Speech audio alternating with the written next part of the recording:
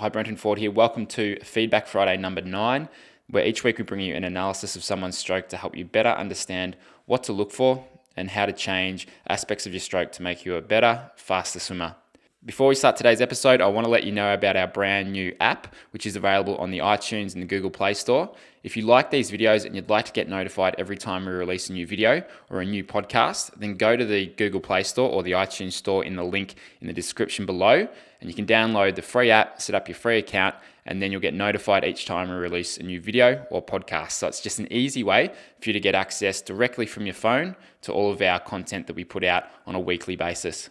So in today's video, we're looking at an athlete who is swimming quite well. And when I did this session with him, there was a couple of things that we wanted to work on and change to help him get more out of his stroke. And when someone joins the Effortless Swimming membership or they come to a clinic, these are some of the things that we look at. So the first thing that you'll probably notice here is on the entry, is he's entering a little bit too far out in front of his head, which is causing him to keep his hand a bit too high for a bit too long in the extension phase of the stroke. And a lot of our Feedback Friday videos have been on the recovery and the entry, because more times than not, if you don't set up the stroke correctly from on top and with your entry, then the catch and pull is going to be impacted. So that's why we normally look at this as the full aspect of how they're recovering, how you're entering and extending forward, and then how's your catch and pull looking. Because if you don't set it up right, very hard sometimes to get the rest of the stroke right.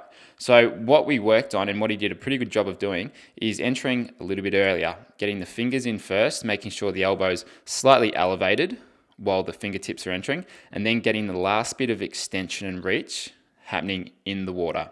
And what that helped him to do was to make sure that when he finished reaching forwards, his fingers were a little bit deeper than his armpit. So we like to set up the catch. We like to finish reaching forwards with the fingers below the wrist below the elbow. Now, it can feel quite deep compared to what you're used to if your hand does stay too high in the extension phase of the stroke. So just be aware that it's going to feel quite different. It might even feel like you're not holding or feeling the water as much as you were before, because when the fingertips are too high as you're extending, you've got pressure on the bottom of your hand and the bottom of your forearm, and that can feel like you've got a good hold of the water, but it's not pressing you in the right direction. It's putting the brakes on. It's slowing you down. So that's why we want to set up the catch with fingers below wrist below elbow, and that's something that we talk a lot about in the membership and in our clinics and our camps. The other thing you'll see here is there's room for a little bit more rotation. So when we look from the look from the top, often we like to look at the alignment of the stroke. So where are you entering and extending forward? And he's got great alignment. So he's entering in line with each shoulder, extending forward.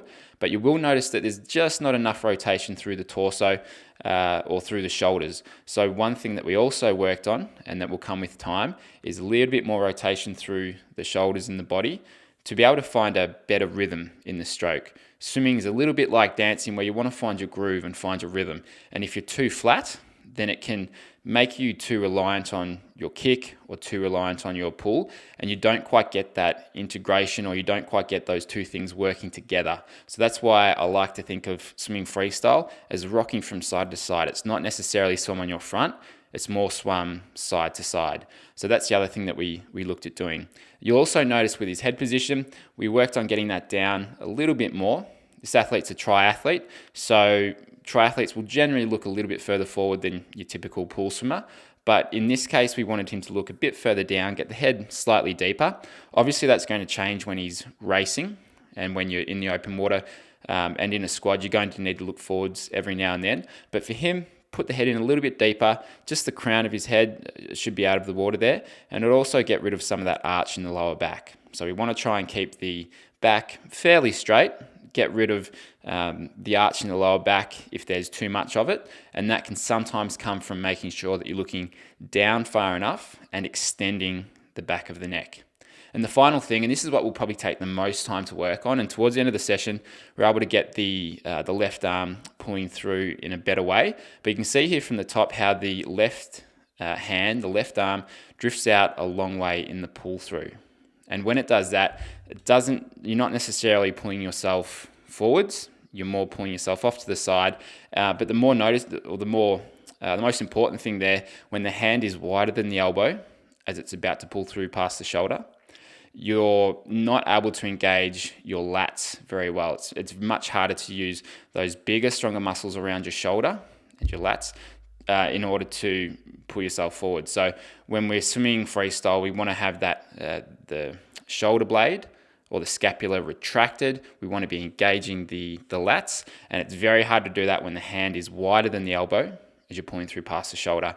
So that's one thing that we started to work on, and it really took some exaggeration of keeping that hand and arm under the body in order to actually get that hand in, because those sorts of things, often the catch and the pull, are the things that take longer to develop, and often if you're not where you want to be, then you really need to make it feel quite different than what you're used to. So you can see in this video that we started to get that in. Still needs a little bit of work, and that's what will take the most time and focus. But those other things did a really good job of making those changes straight away. So that's often the way with making adjustments to your stroke, is some things you can change immediately, and it's easy to keep on top of them if you keep them in the back of your mind as you're swimming. Other things will take more time, especially when it comes to the catch and pull. And that's why we've got videos in the membership, and that's why we like to choose 1 or 2 drills for people to focus on and do sometimes in the warm-up to help them get a feel for the right position so that they can then take that into their main swim set. And that's why I like to have people follow up every 5 or 6 weeks when they join the membership, is they can send in videos as often as they want.